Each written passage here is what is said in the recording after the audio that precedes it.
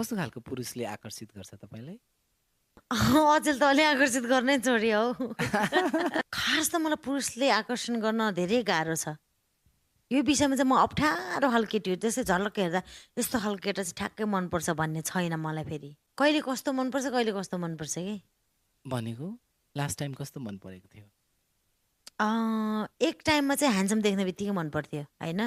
जस्तो good looking, टक्क बडी-सडी मिलेको, हाइट साइट टक्क भएको हेर्दाखेरि पनि अलिकति यसो बोयफ्रेन्ड भनेर चिनाउँदाखेरि पनि कस्तो राम्रो मान्छेको हात समारी हिँड्दाखेरि राम्रो होला भने जस्तो हुन्थ्यो एकताका। अलि पछि आइसकेपछि फेरि अलिकति हल्का पैसा-सैसा कमाएको, करियर-सरियर बनाएको, टक्क गाडी-साडी चढ्ने हुन्छ नि।